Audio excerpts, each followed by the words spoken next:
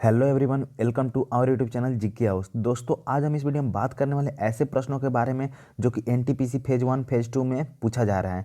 आज हम इस वीडियो में टॉप 100 क्वेश्चन की बात करने वाले, जिससे 4-5 प्रश्न ऐसे हैं या ऐसे रिपीट हो रहे हैं जो कि आने वाले एग्जाम में आने वाले कैंडिडेट के लिए बहुत इंपॉर्टेंट है। अगर आप लोग वीडियो लास्ट तक जरूर देख लेते हैं तो 4-5 क्वेश्चन को आप लोग आसानी से हल कर सकते हैं आने वाले एग्जाम में, एनटीपीसी हो या ग्रुप डी हो। इसलिए बिना स्किप किए वीडियो तक को लास्ट तक जरूर देखिएगा। आप लोग उम्मीद नहीं कीजिएगा कि ऐसा प्रश्न आ रहा है। चलिए आगे बढ़ते हैं, देखते हैं। सबसे पहला प्रश्न आप लोगों के सामने है, अफगानिस्तान के प्रति आक्रमण नीति अपनाने वाला वायसराय कौन था? तो इसका उत्तर हो जाएगा option number B, Lord Lytton. Afghanistan के प्रति आक्रमण नीति अपनाने वाला वायसराय लॉर्ड लिंटन था। आगे बढ़ते हैं प्रश्न संख्या 2 की ओर। प्रश्न संख्या 2 में है, 1930 में महात्मा गांधी ने स्वयं अवज्ञा आंदोलन कहाँ शुरू किया था? तो इसका उत्तर हो जाएगा ऑप्शन नंबर बी, डांडी।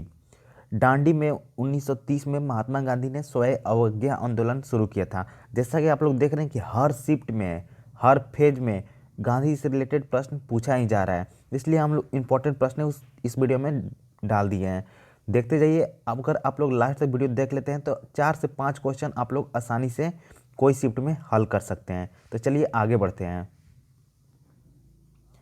प्रश्न संख्या 3 आप लोग को सामने है, निम्नलिखित में से किसे पंचायती राज व्यवस्था के अंतर्गत गठित किया गया था? तो इसका उत्तर हो जाएगा ऑप्शन नंबर डी, ग्राम पंचायत। ग्राम पंचायत के पंचायती राज व्यवस्था के अंतर्गत गठित किया गया था। आगे बढ़ते हैं प्रश्न संख्या 4 की ओर। प्रश्न संख्या 4 में, वित्त वर्ष 2020-21 की दूसरी तिमाही में भारतीय अर्थव्यवस्था कितना प्रतिशत संकुचित हुआ है?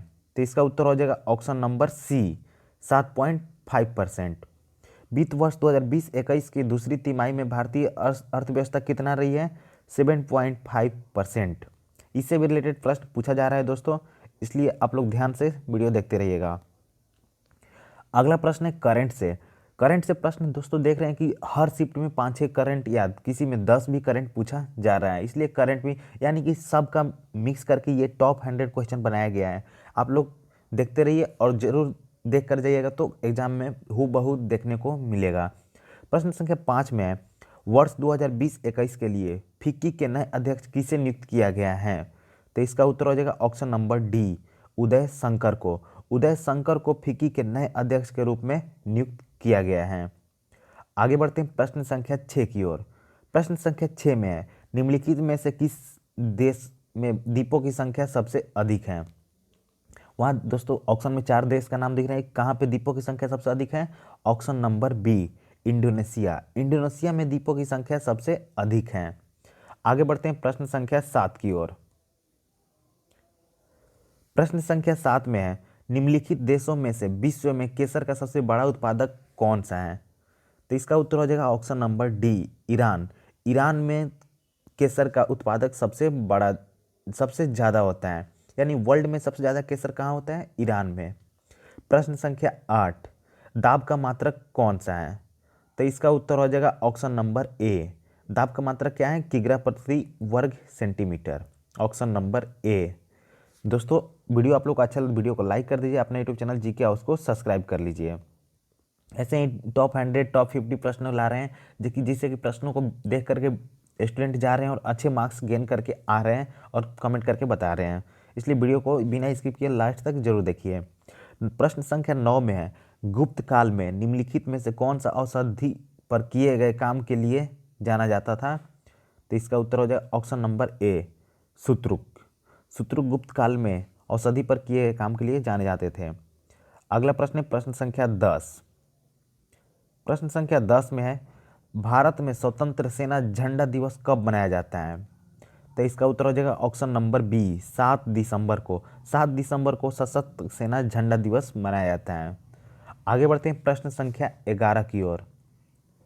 निम्नलिखित में से कौन सा देश दुनिया में यूरेनियम का सबसे बड़ा उत्पादक है? यानी कि यूरेनियम सबसे ज़्यादा कहाँ होता है? दोस्तों, ऐसा प्रश्न आप लोग को एग्जाम दिए हो तो देखने को जरूर मिला होगा, और नहीं तो आने वाले शिफ्ट के में जरूर मिल सकता है। तो इसका उत्तर हो जाएगा ऑप्शन नंबर ए, कजाकिस्तान। कजाकिस्तान में सबसे ज़्यादा यूरेनियम का भंडार है। आगे बढ़ते हैं प्रश्न संख्या 12। ये प्रश्न दोस्तों आ चुका है 19 तारीख को सेकंड शिफ्ट में। इसमें पूछा गया था कि हर्ट्ज जो है आवृत्ति का मात्रक, इसके फाउंडर कौन थे, तो उसका नाम दिया होता, वहाँ से टिक कर सकते हैं। ये भी प्रश्न पूछा जा सकता है। ये तो आप लोग को उम्मीद है कि याद होगा, नहीं तो याद नहीं होता याद कर लीजिए। हर्ट्ज में क्या नापा जाता है, तो इसका उत्तर हो जाएगा ऑप्शन नंबर ए आवृत्ति। आवृत्ति को हर्ट्ज के द्वारा मापा जाता है। प्रश्न संख्या 13। यूनेस्को के अनुसार विश्व शिक्षक दिवस प्रतिवर्ष कब आयोजित किया जाता है।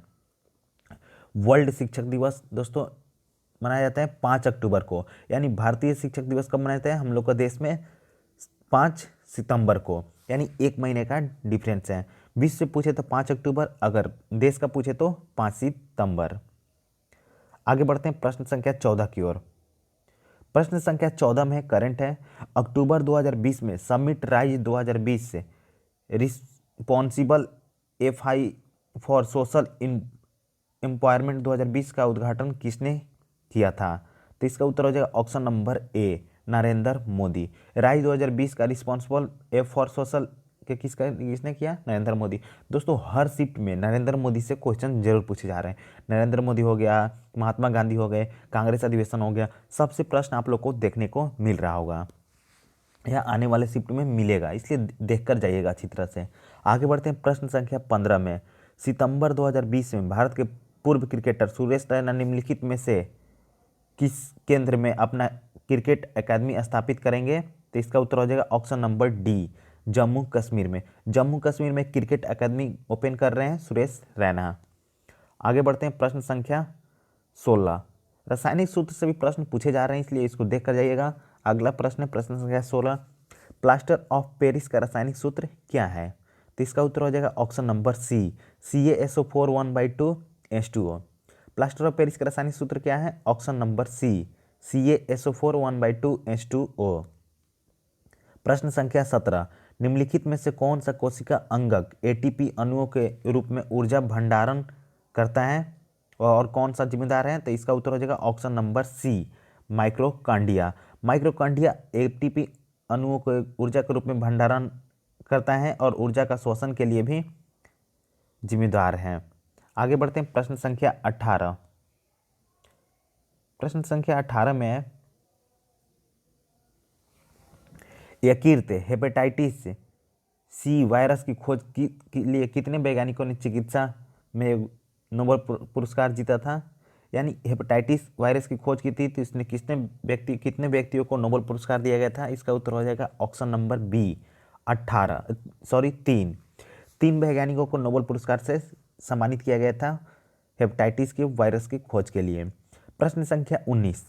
अपवर्तक सूचक की इकाई क्या है, तो इसका उत्तर हो जाएगा ऑप्शन नंबर सी अपवर्तक सूचक की इकाई इसमें नहीं है, इसमें से कोई नहीं होगा। आगे बढ़ते हैं प्रश्न संख्या 20 की ओर। निम्नलिखित में से किस ग्रह को अप्रत्यक्ष के नाम से जाना जाता है, यानी किस ग्रह को अप्रत्यक्ष के रूप में जाना जाता है, तो इसका उत्तर हो जाएगा ऑप्शन नंबर ए शुक्र ग्रह। शुक्र ग्रह को अप्रत्यक्ष ग्रह के रूप में जाना जाता है। आगे बढ़ते हैं प्रश्न संख्या 21। प्रश्न संख्या 21 में राष्ट्रपति के महाभियोग की पहल की जा सकती है, इसका उत्तर हो जाएगा ऑप्शन नंबर सी संसद के किसी एक सदन में राष्ट्रपति के महाभियोग की पहल की जा सकती है। आगे बढ़ते हैं प्रश्न संख्या 22। शकरकंद एक भूमिगत संरचना है जो भोजन का भंडारण करती है। इस पौधे में भोजन कहाँ से तैयार किया जाता है, तो इसका उत्तर हो जाएगा ऑप्शन नंबर ए पत्ते से। शकरकंद एक भूमिगत संरचना है जो कि भोजन का भंडारण करता है, कहाँ से, पत्ते से। ऑप्शन नंबर ए। दोस्तों वीडियो को ध्यान से देखते रहिएगा क्योंकि सभी प्रश्न बहुत इंपॉर्टेंट हैं। कोई भी प्रश्न आप लोग को एग्जाम में आ सकता है, इसलिए टॉप 100 प्रश्न है, ज़्यादा ध्यान नहीं देना। इसी प्रश्न को आप लोग करके जाइए, आसानी से 4-5 नंबर प्लस गेन कर सकते हैं। इसी बात पे वीडियो अच्छा लगे तो वीडियो को लाइक कर दीजिए, अपना चैनल को सब्सक्राइब कर दीजिए। आगे बढ़ते हैं प्रश्न संख्या 23। आहार नली में अंगों द्वारा स्रावित कौन सा रस वसा के पाचन में महत्वपूर्ण भूमिका निभाता है, तो इसका उत्तर हो जाएगा ऑप्शन नंबर सी पित्त रस अग्राशयी रस। पित्त रस अग्राशयी रस आहार नली में द्वारा स्रावित रस को पाचन में महत्वपूर्ण भूमिका निभाता है। आगे बढ़ते हैं प्रश्न संख्या 24। मिराज मृग निम्न में से किसका एक उदाहरण है? तो इसका उत्तर हो जाएगा ऑप्शन नंबर सी, प्रकाश का कुल आंतरिक परिवर्तन का। यानी मिराज निम्न में से किसका एक उदाहरण है? प्रकाश का कुल आंतरिक परिवर्तन का। फिजिक्स से प्रश्न पूछे जा रहे हैं, इसलिए आपको सब टाइप का प्रश्न आप लोग को इस वीडियो में देखने को मिलेगा। आप लोग लास्ट तक वीडियो देखते रहिए, आपको खुद पता चल जाएगा कि कैसे कैसे प्रश्न इसमें डाले गए हैं। जितने भी फेज 1 फेज 2 में पूछे गए सभी का निचोड़ इस वीडियो में हम डाल दिए हैं कि आप लोग को आने वाले एग्जाम में आसानी से अच्छे मार्क्स ला सकें। आगे बढ़ते हैं, प्रश्न संख्या 25। चिकनगुनिया का कारण है, क्या है? Option number C, virus. Virus chikungunya का कारण है, ऑप्शन नंबर सी। आगे बढ़ते हैं, प्रश्न संख्या 26। झींगे और तितलियां की उपस्थिति के कारण एक ही फाइलम से संबंधित होता है, तो इसका उत्तर हो जाए ऑप्शन नंबर बी, संयुक्त पैर। झींगे और तितलियां एक संयुक्त पैर की उपस्थिति के कारण ही एक ही फाइलम से संबंधित होते हैं। आगे बढ़ते हैं, प्रश्न संख्या 27।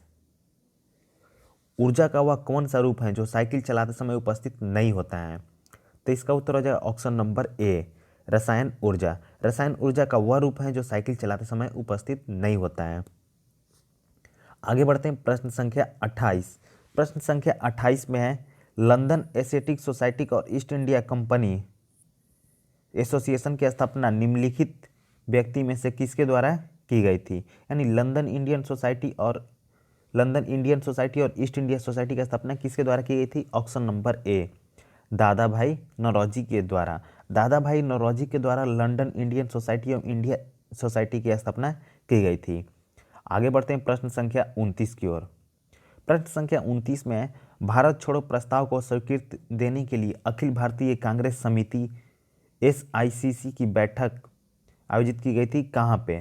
तो इसका उत्तर हो जाएगा option number C, Bombay. Bombay में भारत छोड़ो प्रस्ताव की स्वीकृति देने के लिए अखिल भारतीय कांग्रेस की स्थापना की गई थी। आगे बढ़ते हैं, प्रश्न संख्या 30। प्रश्न संख्या 30 में विश्व पृथ्वी दिवस कब मनाया जाता है? तो इसका उत्तर हो जाएगा ऑप्शन नंबर सी, 22 अप्रैल को। 22 अप्रैल को विश्व पृथ्वी दिवस मनाया जाता है। यहाँ पे कुछ इंपॉर्टेंट दिवस हैं, इसको भी आप लोग ध्यान में रखिएगा। पृथ्वी दिवस है 22 अप्रैल। इसका थीम क्या था? 2018 का थीम था प्लास्टिक प्रदूषण का समापन। उद्देश्य क्या है?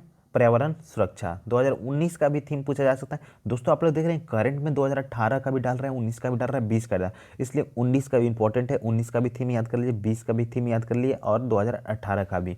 2018 का पृथ्वी दिवस का थीम था प्लास्टिक प्रदूषण का समापन। 19 का थीम था हमारी प्रजातियों की रक्षा करें।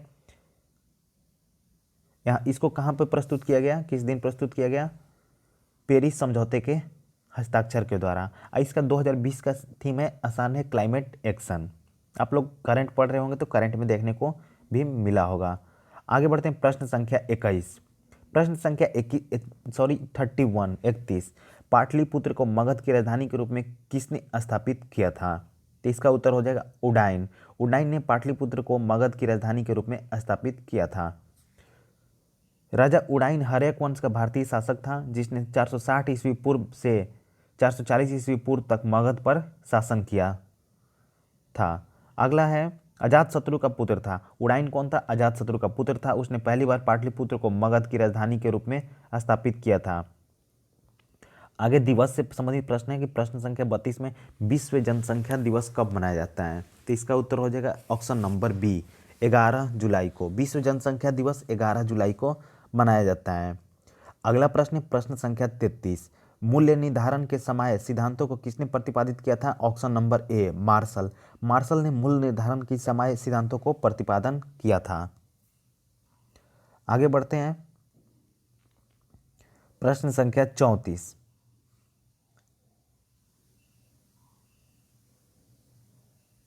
प्रश्न संख्या 34 में मानव बाल और नाखून में पाए जाने वाले प्रोटीन को किस रूप में जाने जाते हैं? तो ऑप्शन नंबर ए, केराटिन। केराटिन के रूप में जो बाल और नाखून में जो प्रोटीन होता है उसे हम केराटिन के रूप में जाना जाता है। प्रश्न संख्या 35। निम्नलिखित में से किसने हर्षवर्धन की हर्षचरित नामक जीवनी लिखी थी?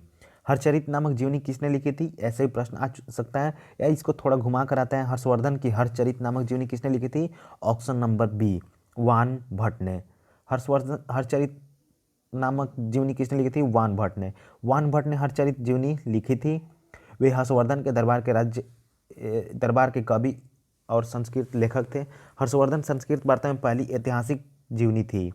हरचरित जो संस्कृत भाषा में पहली ऐतिहासिक थी, हर्षवर्धन किसने लिखा था? वान भट्ट ने। आगे बढ़ते हैं प्रश्न संख्या 36। प्रश्न संख्या 36 में निम्नलिखित में से कौन सा क्षेत्र भारत की जीडीपी में सबसे कम योगदान देता है? तो इसका उत्तर ध्यान रखिएगा, करंट है। ऑप्शन नंबर ए स्टैटिक्स करंट है। प्राथमिक क्षेत्र एवं कृषि संबद्ध क्षेत्र है। वह प्राथमिक क्षेत्र जो कच्चे माल के संग्रहण से संबंधित है, वह लगभग 17% के साथ जीडीपी में न्यूनतम योगदान देता है। सेवाएं प्रदान करने के समय 53% जीडीपी का, अधिकतम 53% पूछे तो अधिकतम, और कम पूछे तो 17%। अगला प्रश्न है प्रश्न संख्या 37। कपिलधारा जलप्रपात किस नदी पर स्थित है? तो इसका उत्तर हो जाएगा ऑप्शन नंबर सी, नर्मदा नदी पे। कपिलधारा जलप्रपात किस नदी पे है? नर्मदा नदी पे। मध्य प्रदेश के अमरकंटक जिले में स्थित कपिलधारा जलप्रपात नर्मदा नदी पर स्थित है। अगला प्रश्न प्रश्न संख्या 38। महत्वपूर्ण सिंधु घाटी स्थल आलमगीरपुर निम्नलिखित में से किस राज्य में स्थित है? तो इसका उत्तर हो जाएगा ऑप्शन नंबर सी, उत्तर प्रदेश में। उत्तर प्रदेश के सिंधु घाटी स्थल आलमगीर स्थित है। इससे कुछ इंपॉर्टेंट प्रश्न पॉइंट है, इसको भी ध्यान में रखिएगा। आलमगीर भारत के उत्तर प्रदेश राज्य के केरल के मेरठ जिले में स्थित है। यह सिंधु घाटी सभ्यता का पूर्वी स्थल है। यह जमुना नदी के 33,000 से 13,000 ईस्वी पूर्व प्रकाश में आया था। इस स्थल को पारसरम का खेड़ा भी कहा जाता है। अगला प्रश्न है प्रश्न संख्या 39। 13वीं शताब्दी में भारत आने वाला यात्री मार्को पोलो किस देश से था? तो इसका उत्तर हो जाएगा ऑप्शन नंबर बी, इटली से। मार्को पोलो जो आया था वह कहाँ का था? इटली का था। एक इतालवी यात्री मार्को पोलो 13वीं शताब्दी में भारत आया था। उन्होंने अनुभव का वर्णन उनकी पुस्तक the travel of Marco Polo में किया गया है। प्रश्न संख्या 40। प्रश्न संख्या 40 में ए पैसेज टू इंडिया उपन्यास किसके द्वारा लिखी गई है?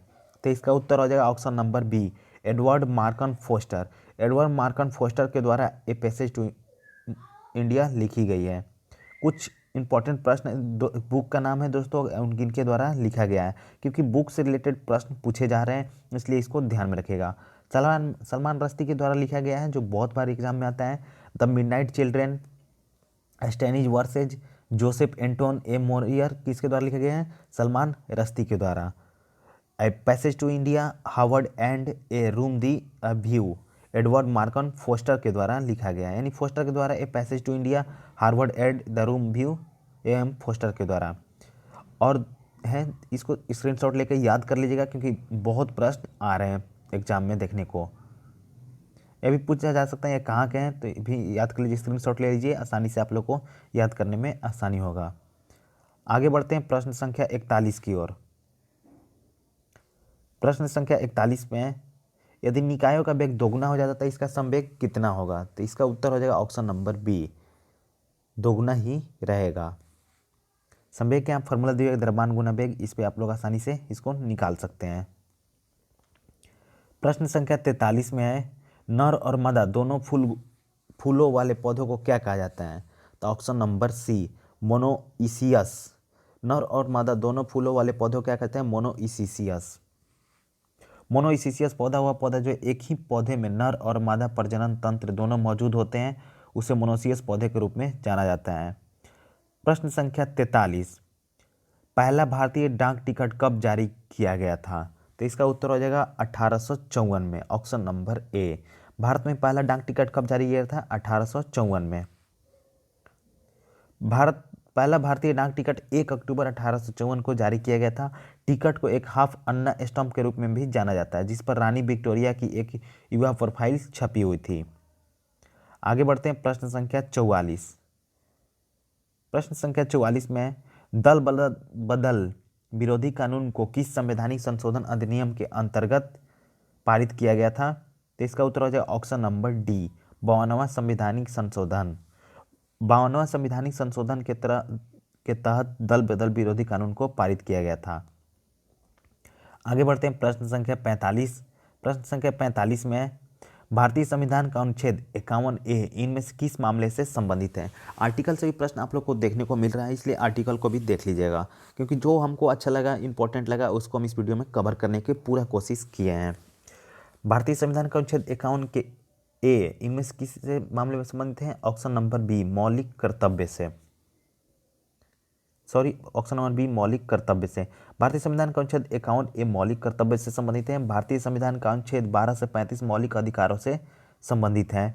और भारतीय संविधान का अनुच्छेद 5 से 11 नागरिकता से संबंधित है। भारतीय संविधान का अनुच्छेद 341 से 351 राज्य भाषा से संबंधित है। आगे बढ़ते हैं, प्रश्न संख्या 46।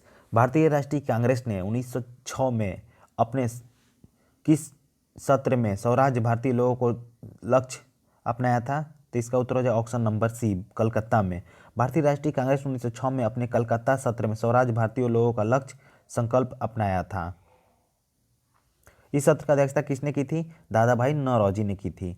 प्रश्न संख्या 47 में कुनित किस राज्य का एक पारंपरिक नर्तक है? तो इसका उत्तर हो जाएगा ऑप्शन नंबर सी, कर्नाटक। कुनित किस राज्य का पारंपरिक नर्तक है? कर्नाटक का है। आगे बढ़ते हैं, प्रश्न संख्या 48। प्रश्न संख्या 48 में निम्नलिखित में से किस दर्रा हिमाचल प्रदेश को लेह से जोड़ता है? कुछ शिफ्ट जो फर्स्ट फेज में हो तो उसमें दर्रा से रिलेटेड हर शिफ्ट में प्रश्न आ रहे थे, इसलिए दर्रा से भी हम क्वेश्चन पिक कर लिए हैं, इसको ध्यान में रखिएगा। कौन सा दर्रा हिमाचल प्रदेश और लेह को जोड़ता है? तो इसका उत्तर हो जाएगा option number C, Baralacha. Baralacha द्वारा हिमाचल प्रदेश और लद्दाख को जोड़ता है। यह समुद्र तल से 4843 मीटर ऊंचाई पर जम्मू कश्मीर में स्थित है। अगला प्रश्न है प्रश्न संख्या 39। विटामिन K1 का रासायनिक नाम क्या है? तो इसका उत्तर हो जाएगा option number C, phylloquinone. Vitamin K1 का रासायनिक नाम क्या है? फाइलोक्विनोन। आगे बढ़ते हैं, प्रश्न संख्या, इसको दोस्तों B1 का नाम है थाइमिन फाइलोक्विनिन। इसको थोड़ा डीप याद कर लीजिएगा, इसलिए हम इस वीडियो में कवर कर लिए हैं। अगला प्रश्न है, हाल ही में वर्ल्ड इकोनॉमिक फोरम की वार्षिक बैठक कहाँ आयोजित की जाएगी? तो इसका उत्तर हो जाएगा ऑप्शन नंबर बी, सिंगापुर। हाल ही में वर्ल्ड इकोनॉमिक फोरम कहाँ आयोजित की जाएगी? सिंगापुर। दोस्तों वीडियो लंबा बन रहा है, तो हम सोच रहे हैं कि इसमें 85 प्रश्न रहने दें, और इसका जो पार्ट 2 आएगा उसमें 50 प्रश्न रहेगा। ये वीडियो देख लीजिए, उसके बाद कल इसको हम पार्ट 2 अपलोड कर देंगे, उसको आप लोग आसानी से देख सकेंगे। बस आज की वीडियो यहीं पे कवर करते हैं। आप लोग जरूर देखें कि जितने भी प्रश्न हैं बहुत इंपॉर्टेंट हैं, इसलिए वीडियो को लाइक कर दीजिए, वीडियो को अपना यूट्यूब चैनल जी को हाउस को सब्सक्राइब कर लीजिए, क्योंकि जैसे ही इसका पार्ट 2 लेकर आए सबसे पहले नोटिफिकेशन आप तक पहुँचे, आप लोग उसको 10 या 15 मिनट में 50 क्वेश्चन कवर कर लेंगे, उसको आसानी से देख लीजिएगा। थैंक यू दोस्तों, वीडियो को यहीं पे वाइंड अप करते हैं।